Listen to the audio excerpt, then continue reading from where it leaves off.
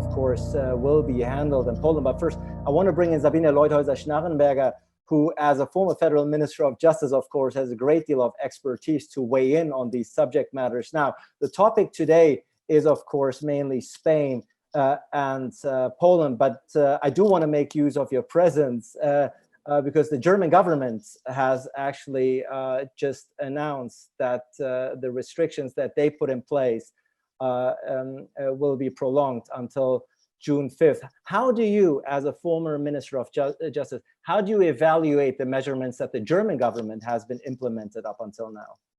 Yes, thank you very much to be with you this afternoon. It's also the German government started with lockdown measures in the middle of March. Not a total curfew, but we had a contact ban, and we only were allowed to leave our houses, to go to work, to make sports, for jogging and so on, but only alone, accompanied not by another people, only perhaps by your own child. So it was for me unthinkable when I remember last year to live in such a situation with these restrictions of fundamental rights. We never had before in Germany since 1949. And then perhaps something specific, we don't have this status of emergency contained in our constitution. Only for military defense situation, there we have this emergency status. So all these measures are based on law called infection protection law, and the government, and this is new, the government is dealing with decrees. We don't have the parliament working daily to decide on all these measures. The management is by the government, the crisis management, and that's for me was unbelievable that the majority of the people in Germany support these restrictions on the fundamental rights of movement, assembly, go to church, and so on. And they want more restrictions. The last poll at the end of March shows that they are in favor of more restrictions. Please, yes, we want to stay at home, confinement totally, because they are so anxious to get infected. So this was the situation in March, but now the mood has changed.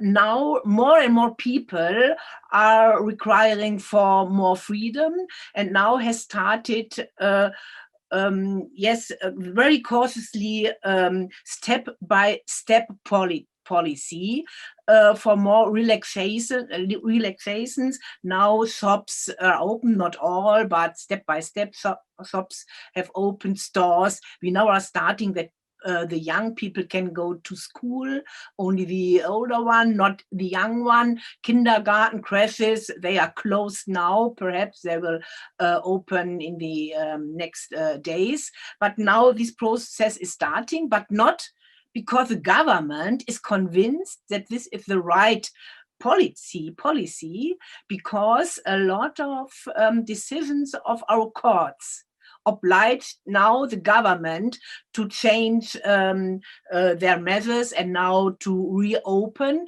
And now we have a very different situation in Germany. You know, we have the federalism, so we have our lands, and Bavaria in the south, very strict in these matters, and in the north, they now want to open, they want more tourism at the East Sea and so on. And so we have now very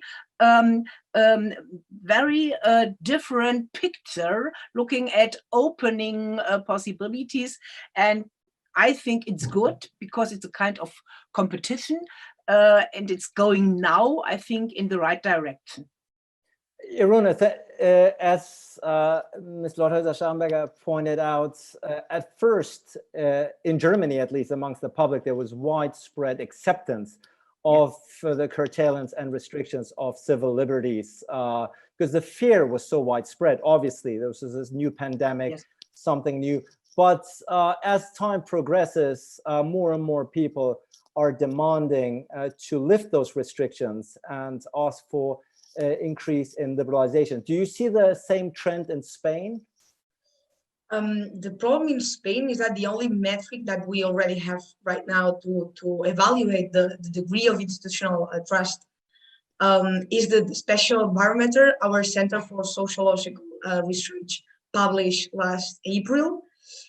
Even it shows that around the 60% of Spanish citizens said or agree with the statement that the President Pedro Sanchez generated little or no confidence.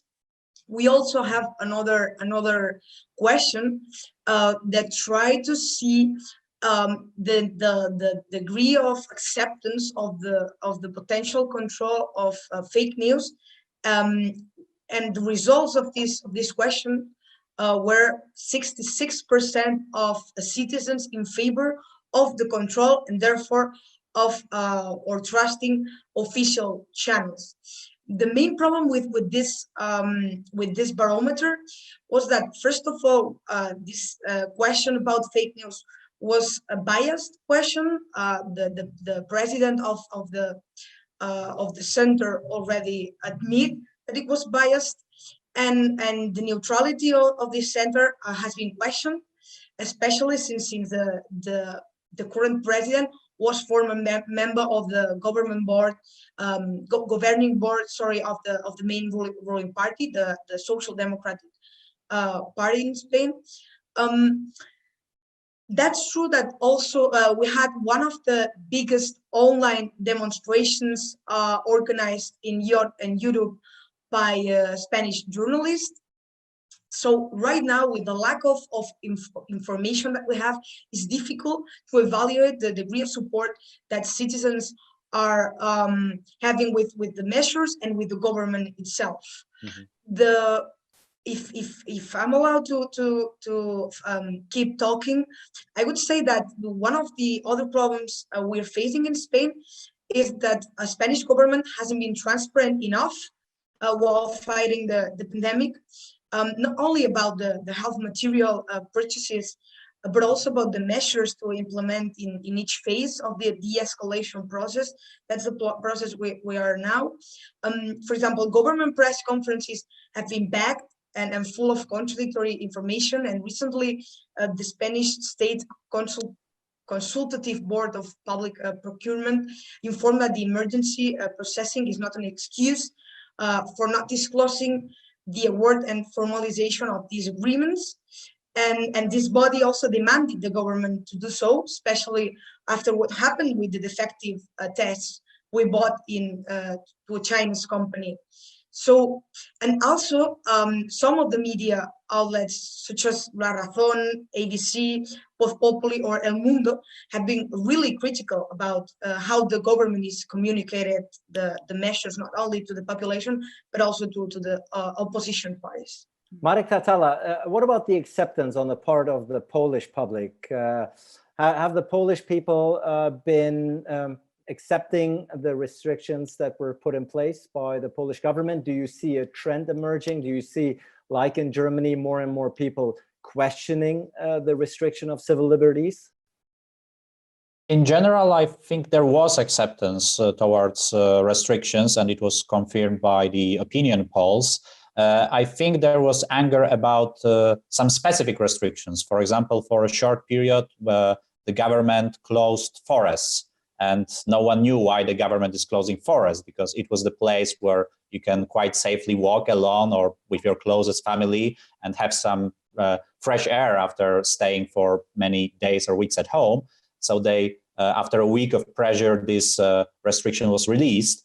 But apart from the polls, we also, I think, see this on the streets of Warsaw or places that are now opening. Since Monday, shopping malls, shopping galleries can be open, but they are still quite empty, because I think there is also an element of fear of people unwilling to go shopping and leave houses.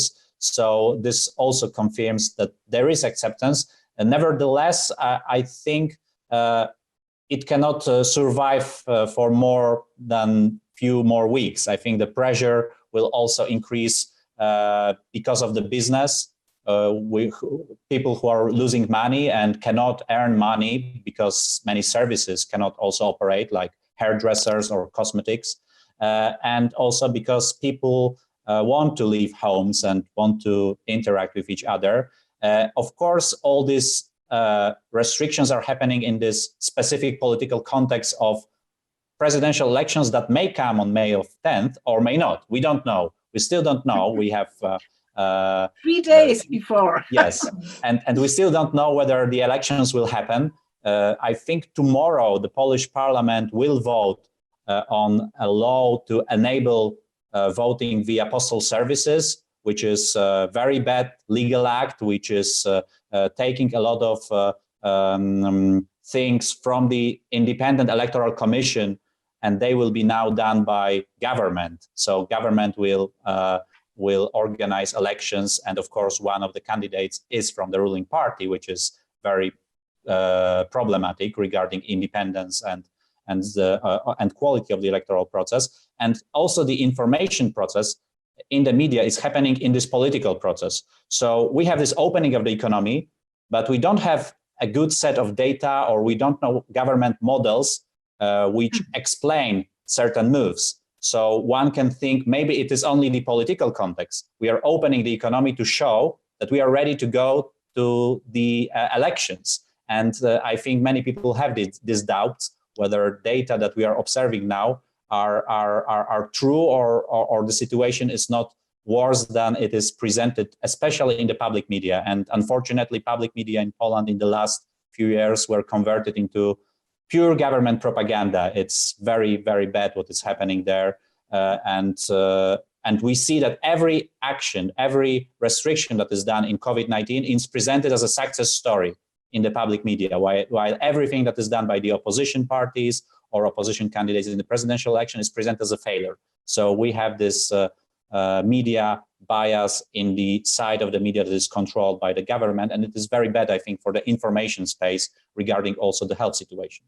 Very unique situation indeed right now that Poland is facing in Europe. Obviously, the Polish president, as you said, Andrzej Duda, is up for the incumbent president is up for re-election, Andrzej Duda. Jarosław Kaczynski, the head of the Law and Justice Party, is pressing forward with these elections. However, the European Union is expressing concern that these elections will be organized by postal vote during a full lockdown and therefore might be compromised, and in essence is asking for these elections to be postponed. Sabine Leuthäuser-Schnarrenberger, how do you evaluate the situation in Poland? Yes, I'm following all the news, and I know about the procedures regarding the European Court in Luxembourg, and infringement procedures who are launched by the EU Commission. But regarding now this process before your presidential elections, for me, it seems like a scandal. Now, 4 days before the planned date, 10th of May, to hold these presidential elections, you have no law. You don't know what will happen. Only you will have the postal vote, but therefore you need the infrastructure. And I think there was no possibility for the oppositional candidates to have appropriate events or campaigns because of the shutdown of the lockdown. It was not allowed to have really campaign, to have contact with the citizens, to convince them from your controversial ideas and so on. So it isn't a fair campaign. It isn't a fair election for me, it seems, for me. And I think it would be the best to postpone now these date of election at June or whenever else, when there could be a fair competition before these elections. And generally speaking, if I may jump in, do you fear that the fight against COVID-19, not just in Poland, in Spain, in Germany, all across the board in Europe, is having a negative impact on the state of democracy in Europe? Yes, I think so, in a different way. I think we have a different situation in the member states in the European Union. In Germany, we have our Bundestag, the German parliament. It's working, they are meeting, they are together, not only in online discussions, but they are coming together. But now we have also more critical votes, we have more discussion. At the beginning, the opposition, all oppositional parties have supported the management of the government. And the first law was supported by 100% the votes of the parliament, over 700 votes. But now we have more discussions. That's good. They are meeting. They don't have a specific procedure now in these pandemic Corona times. They are coming together, and we don't have postal elections. We don't know this. We don't have a practice. I think you need for that a law, and then you have to discuss if this is the right way or not, but not in general. But I think now the democracy, yes, is coming into force again in Germany, but the government hasn't instrumentalized its power in Germany, I can say. Irune Ariño, if we look, you mentioned that Spain has implemented the state of emergency to deal with this pandemic in your country. Are you concerned that this pandemic, this situation, this crisis might be exploited to restrict and undermine civil liberties in a post-COVID world? Or do you think this is really just contained to these few critical months in order to what we now call the flatten the curve phenomenon?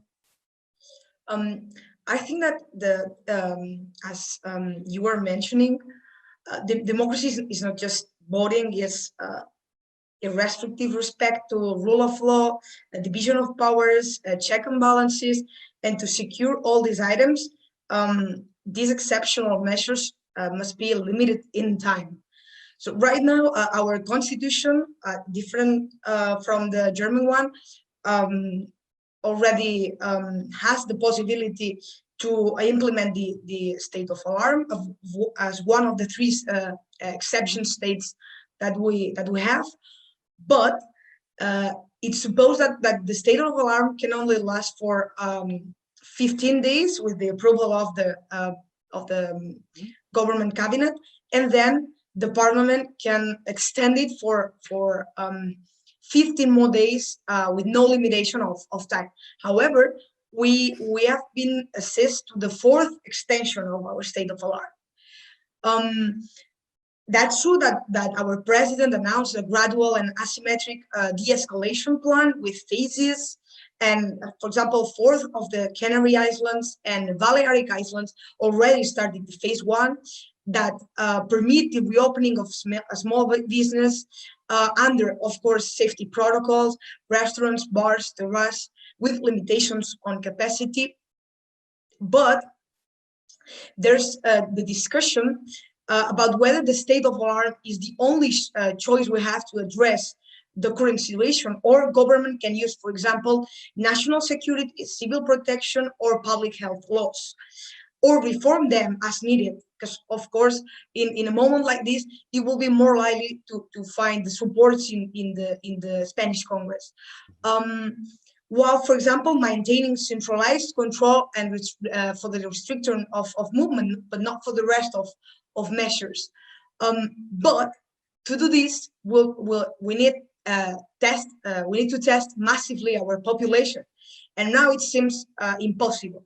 So I kind of feel that they are using this the that we are not able to do these tests, and that we need, or they are trying to say that we need the state of alarm just to implement or to keep restrictions on civil liberties, important restrictions on civil liberties, that it couldn't happen before in a normal situation.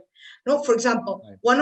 one of example of what I'm saying is the control, the government control by the parliament. You know that this is something crucial to keep democracies and governments control. So the government control by the parliament was suspended between the 12th of March until the past 15th of April. Besides the healthcare commission, right now is also working again, but of course that's not right. Respectful with the rule of law. Another example of this is the sanctions that are imposed by the law enforcement bodies to these people who skip the measures imposed by the state of alarm. We should know that the decree of the state of alarm didn't approve a special sanctioning regime. It only referred to the citizen security law that only provides disobedience to the authority as a crime, but it doesn't include sanctions that are being produced by the violation right. of certain norms. So we should be very careful what we are seeing and facing in our countries. Absolutely, the more cautious, the better. Therefore, Marek, Tatala, my question to you is there talk about an exit strategy in Poland right now? Is that something that is being discussed or put forth by the Polish government? The government has already started the exit strategy. I mentioned the shopping centers, but also some other shops can be open, and there is discussion about other stages. But unfortunately, we don't know the conditions. We don't know what conditions have to be fulfilled so that we enter the next stage. And this is, I think, the problem. We also don't have clear deadlines, as, for example, Czech Republic has. Their plan is much more specific. Their exit strategy is more detailed, and it is much better for the society and especially for the business, because they have to plan in advance what they can do and whether they can pay their employees and so on. I think what is problem now that we are discussing the exit strategy, but also many people in the Polish society, including our organizations, we are also demanding introduction of the state of emergency, because it should have been introduced last month, but the government decided to introduce many emergency measures without introducing the state of emergency, because our constitutional state of emergency postpones the elections for 90 days automatically. So we were ready for this situation. Our constitution, written in the late 90s, was ready for situation like this. We have 3 states of emergency. The softest one is called the state of natural disaster, and it has a list of restrictions that can be imposed. This list is also optional, because many politicians from the ruling party, they are threatening people, saying, oh, the state of emergency, the army will be on the streets, or we will censor the media. But there is a list of restrictions, and this is optional. They don't have to impose all the restrictions. They can only choose restrictions that are needed to fight with COVID-19. Moreover, the only reason why they don't want to impose the state of emergency is the elections. So this is a paradox, that we are discussing the exit strategy, but at the same time we are demanding the state of emergency. And I would like to also mention that our state of emergency is nothing new. It was written in the constitution, it is ready. It is not the case of Hungary, because we often hear in Poland, oh, you are demanding the state of emergency in Poland, but you are calling the Hungarian state of emergency authoritarian way of ruling or even dictatorship. But we show that this is not something new. This is ready, the tool that can be used by the government, and unfortunately it is not used. And all these things are happening why we have a huge violations regarding the independence of the judiciary in Poland. This April, the term of the president of the Supreme Court ended, and another institution of the Polish justice system was captured. And this is very important, because the Supreme Court in Poland decides about the fairness of elections. Mm-hmm. So if we have protests regarding this farce, meaning the postal elections that might be organized on Sunday or not, we don't know, then the Supreme Court that is already captured by the ruling party will assess whether these elections are valid. And this is very worrying. And it is why we might be happy about the exit, about opening of the economy, but on the part of democracy institutions, it is not source of happiness. I think the future is rather gloomy, although we are still looking for the voting tomorrow. Some people in the ruling party are thinking about voting against this rule, and maybe the majority will be fine. We are also working very hard to motivate politicians to block this postal elections on Sunday. We're certainly very curious as to how the process will play out in Poland. Sabine Leuthäuser-Schnarrenberger. We are also receiving questions from our audience members. I want to actually forward one to you right now by Marlene Jakobsen. She's asking, why is it such a trend all across Europe, with the exception of Sweden, of course? Why has it been such a reaction to react to the pandemic with such harsh restrictions or even complete lockdowns? Was it because European governments did not know how to deal with the crisis initially and started to imitate, if you will, Chinese reaction? Or is there some sort of peer pressure in place even amongst European politicians? What do you think? I think we had the discussion in Germany. I think the European governments, also the German government, we're looking at Sweden, the Swedish model, and then we have our experts in epidemiology and virology and so on. And all our experts, or the most of our experts, were against the Swedish way. Not to have these shut down, to open the social and business life, and only protect in a strong way vulnerable groups of our society. But there is, I think, a higher rate of deaths if you are looking at the numbers in Sweden. And I think these were the reasons for the German government not to go this Swedish way. Now we are starting this debate again, because we have now yes, the fear of a great recession. We have these short-time working allowance for 800,000 employees, and we have our tourism infrastructure with hotels and restaurants and so on, and they have very good concerns not to come through this crisis. But there are our experts in Germany. In Sweden, there is one expert who is now I think kind of the government, but we have a lot of other experts, and they have also different opinions, but not in this substantial question how to deal with the pandemic crisis. And so we had, yes, we now are in the relaxations of our shutdown. Irune, Michael Geisler wants to know concerning the measures taken by the Spanish central government in Madrid. How did the regional governments react? He wants to know if there are different opinions between the regional governments like we're experiencing in Germany, and has had the virus a positive or negative effect on the separatism movement in Catalonia, for instance? Yeah, of course, we have seen different reactions from different regional governments. Some regional governments were more cooperative with the central government, and some were less cooperative. The ones that were less cooperative were, of course, Catalan government, Basque country government, basically these regions with strong independent movements. I'm not really sure if this is gonna increase the supporters of, for example, Catalan independence. I think we don't have many information now to see if there's a possibility. But what I'm most afraid of is that this crisis, and also the way that our government has centralized all the all the powers are going to have like a main implication.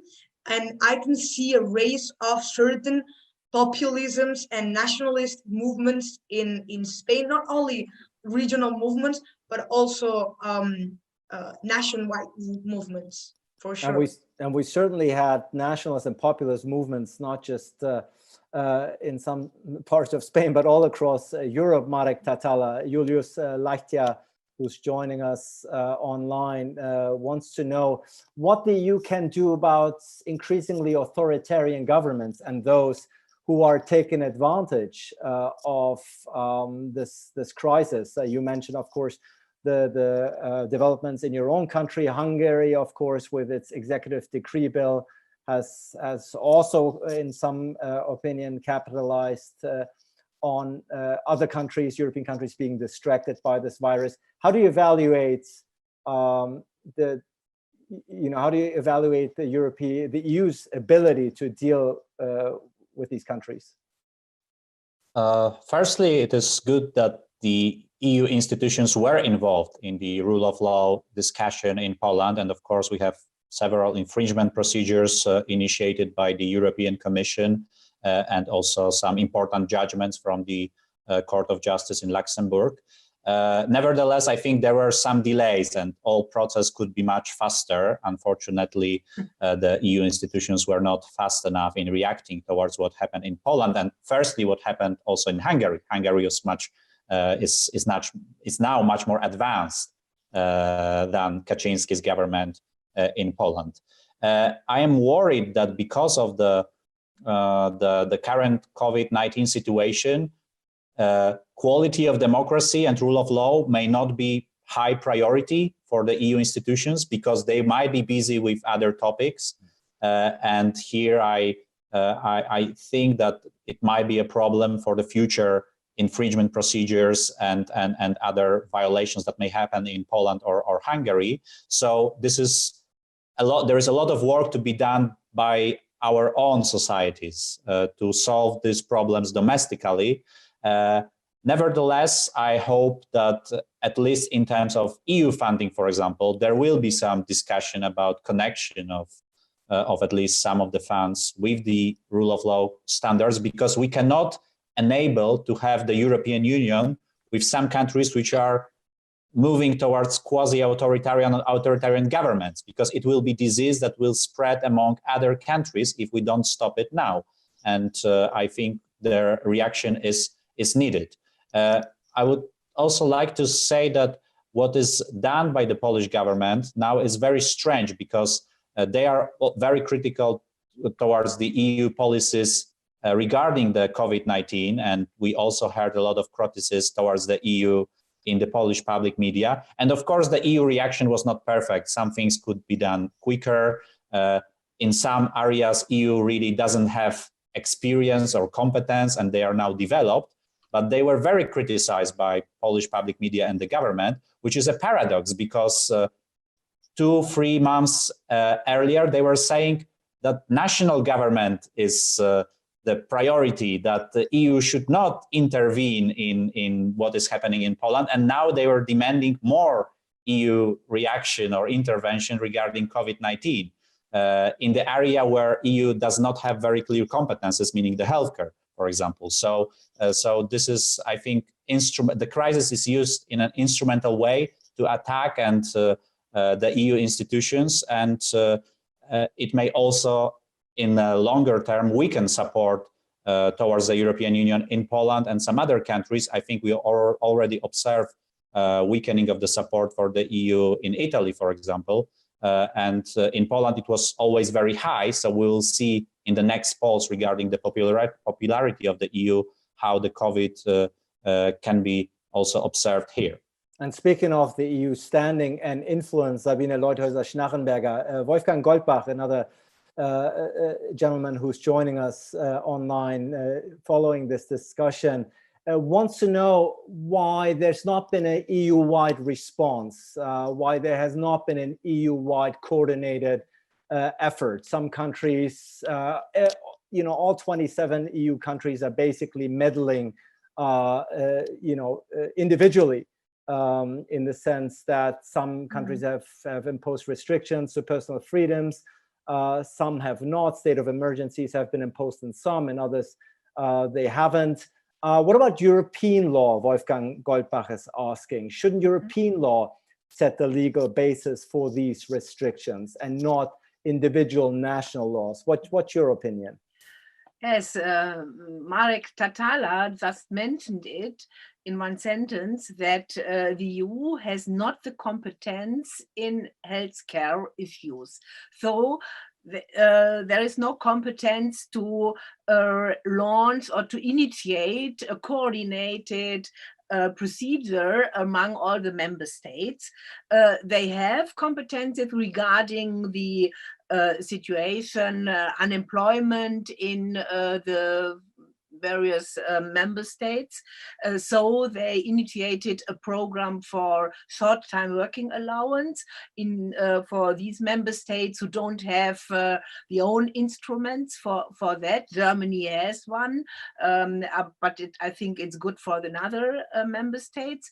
And at this moment, I think, to discuss how to transform more sovereignty from national states, from the member states, to the EU institutions, for example, to the EU Commission, now to deal with this pandemic. I think that wouldn't be possible, because at this moment you have to evaluate the EU treaty, and never you will have a majority. You need all member states to support this way. So I think first here priority have the national governments, but we need cooperation among European member states. And there is one important question: to open the borders who are now closed inside the European Union. It's a situation I never could imagine, that now all borders inside European Union, from Germany to Poland to Austria to France, wherever else, are closed. And there we need a European initiative, and there we need the management of the European Commission to open the borders, to start the process to open. Yes, certainly. Start the process at least to discuss, give us a timeline as far as when. Under what conditions we can open and so on. Yes, with certificates about infections and health certificate or something like that. Or perhaps when I just will mention the program from Spain for green tourism zones, there you need also European certificates to travel in this region where there is a green tourism concept. So there we need the European Commission. We have approximately 15 minutes left and a few more questions from our guests that are joining us via this talk that I want to include. Irune, there's one specific question about Spain. Again, it says, Julius Latia is asking, how federal are the Spanish measures specifically? Meaning, what is decided by which level? Like in a normal situation? I think that seems to be the question, yeah. How does it usually work? And is it in any shape or form different now that we are living through these extraordinary times? It's a complicated question in Spain. We are not a federal government as we are not a federal country as, for example, Germany.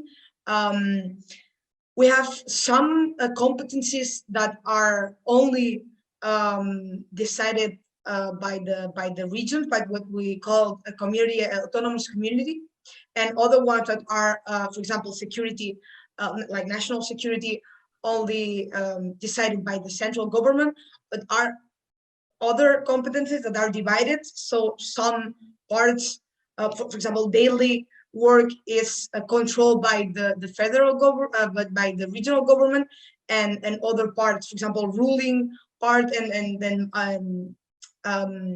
framework laws are decided by the Congress, so the central government. And of course, the situation right now is completely different. It's true that the first government that started to implement some measures fighting the virus was Madrid government, and also the Catalan government first closed a city in Catalonia. Well, right now I'm in Catalonia where my parents live, but since the state of alarm was implemented, all the decisions have to be taken by the central government. Only I know that after some problems we have with purchases of healthcare material, the central government decided to allow the regions to buy them by themselves, and also it was a good way that we see a cooperation between regions. I think it was the Valencian government that helped Madrid community to get some material from China, which was great. But right now we are not a federal country anymore, at least if we are keeping the unified command of all the country. Marek, there's another very specific question to you about Poland. This gentleman, Sergei Tereshenko, is saying he's heard that the reason behind not declaring the state of emergency for the Polish government had been not only the possible demand to postpone the presidential election, but also the unwillingness of the government to have the situation that when they're obliged to offer financial support to companies and individuals. Does that in any shape or form ring true to you?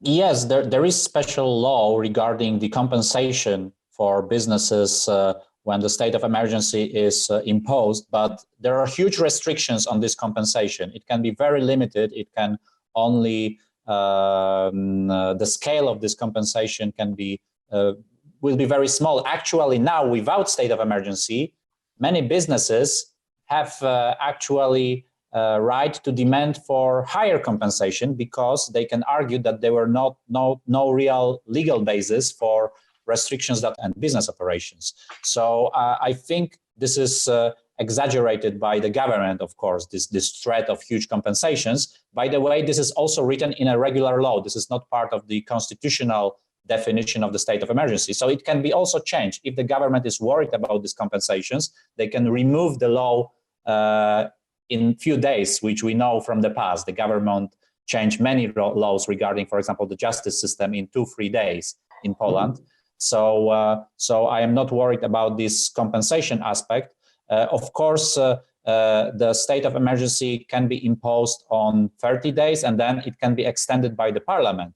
So of course, there might be a worry that they can overuse the state of emergency and use it for many, many months. But I think then we will worry what to do about it. Maybe some more protests or civil disobedience will be needed, what we'll see. But now the state of emergency is priority because the situation regarding the COVID-19 is still serious and it will help to fight the disease, but it will also enable in a legal way to postpone the elections. And one more interesting thing, 3 years ago, the Law and Justice removed postal voting from our electoral process because they were claiming that postal voting is a way to rig the elections. It was very unpopular in Poland. Less than, I think, 50,000 people used postal voting in the past elections. But they removed it from the law because they were claiming that it is a way for unfair elections, to rig the election results. Now they imposed compulsory postal voting for everyone. By the way, every person in Poland should, according to this new law that will be decided tomorrow, should receive the electoral paper, like to vote. So not only people who are willing to vote, but 30 million voters will receive them to their homes, and right. We will not know what will happen with these papers also. As we only have approximately 7 minutes left, Sabine Leuthäuser-Schnarrenberger, I tried to combine a couple of questions. Jenny Perez, Sasha Tam, and Ronald, for instance, they're all asking more or less the same thing in that, first of all, the German government and all the measures across the board in Europe have put on these very strict measures to what we now know as the phenomenon flatten the curve. right? We didn't want to overburden the medical system, the hospitals, and so on and so forth. Now it seems that there was never a shortage of ICUs in Germany in particular.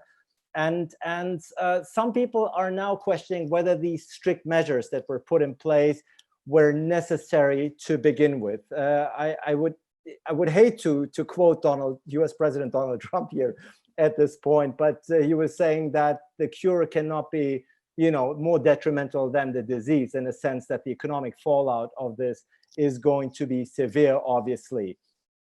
What do you make of the German government's, we talked about this initially, but in particular, do you think the measurements implemented by the German government in the very beginning were justified? And have there any actions that you have seen of the courts on all levels against the measures of the German government? Mm-hmm. Yes, I think in the very beginning, the measures were justified because we had a rapidly mounting rate of numbers of infections.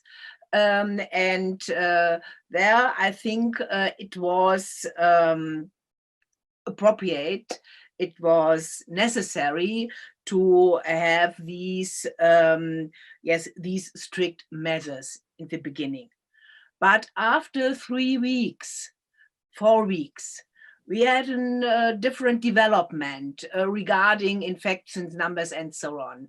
And I think a great problem in Germany was and is that the government always changes the reasons to justify their measures. First, the number of infections, then another number, how many infections from one people to another, reproduction rate, then our health system, we need that it is valid, and there we had to do something so good, but always changing the reasons.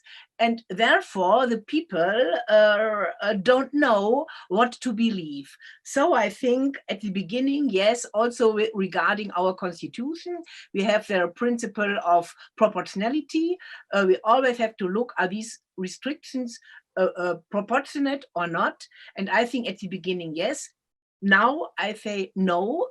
At the beginning of April, we need these relaxations, and the decisions of the court are dealing with a right of assembly, the right to visit your grandfather or grandmother in a specific, how do you say, in a specific, I don't know the English word, Pflegeheim. It's senior citizenry. Yes, okay. There they allowed in single cases, not in shelters, totally. Yeah. Yes, yeah. This is now going on, and I think we need these relaxations also to make sports, to go to parks, not only alone with others. We need this because now I think it would be not in compliance with our constitution. As we are slowly only one number, yes, over please. 160 procedures we had before different courts. Yeah, but I understand you correctly. You're concerned that the German government is sort of changing the rules, changing the criteria as the process goes along. Yes, and the arguments to explain why we need restrictions. Irune, 30 seconds, and this is just quickly an outlook before we close this round here. What do you foresee is going to happen in Spain specifically in the next few days, weeks, and months? It's complicated to say, but I would say that now we are going to keep at least 15 more days a state of alarm. Our economy will be extremely damaged after this when we managed to open it, and I hope our democracy is not going to be also damaged, but but we don't really know. And as we said before, we need to be very cautious, and we need to ask responsibly as citizens to try to avoid the populist government to come. Marek, as an astute observer of Polish politics, how do you foresee the scenario playing out over the next few weeks and months? I think we will not have elections on Sunday. I think the law will not pass tomorrow. And if we have them, I will definitely boycott them, as well as 3 former presidents of Poland, some prime ministers. There are many people who will boycott the elections and don't participate in this farce prepared in such a quick way. In the long term, I think that we have these 2 paths. One is very typical after the crisis. A lot of restrictions that are temporary, they stay with us forever. We had this after the financial crisis, after, for example, terrorist attacks in the US in 2001, and so on. And this is one scenario, but we in Civil Development Forum, and I am sure other NGOs in Poland and also in Europe, which support liberty, rule of law, will work for the second scenario, meaning to use this crisis as a window of opportunity and to show that liberty is the way to make recovery in terms of economy quicker, and also to make our societies better, also better in terms of getting ready for another challenges, global challenges that may come in the future.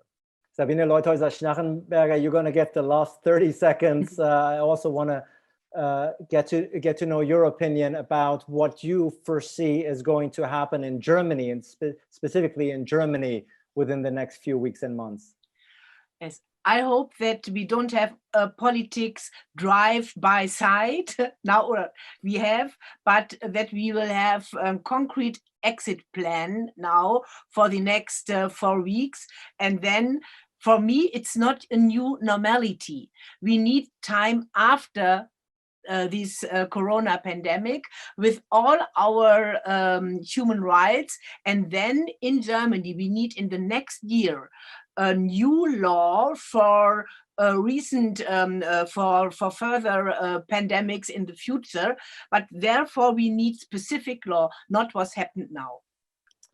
Ladies and gentlemen, to all the viewers out there, this concludes and wraps up the very first edition of the Web Talk series, Pandemic Panic, Politics, Democracy in Times of Crisis, organized and hosted by the Friedrich Naumann Foundation for Freedom. I think I speak for all the viewers and listeners that this has been a very insightful, very fascinating discussion. One, obviously, that we could have extended for much longer. But suffice to say that Irune Ariño, Marek Tatala, and Sabine Leuthäuser-Schnarrenberger, thank you so much for your input, your valuable insights into life in Spain, Poland, and of course, Germany these days. This remains a very critical challenge for Europe, but for other regions as well, which is why next week on May 13th, we will look at the MENA region, the Middle East and North Africa region. That should be destined to be quite interesting as well. In the meantime, thank you all for your time and attention, and hope to see you again next week when we pick up this conversation, move the region, and look again at pandemic panic politics, at the state of global democracy in times of COVID-19. So long, and thanks for watching. And thanks for your brilliant moderation. Thank you very much. Thank you. Thank you. Thank you.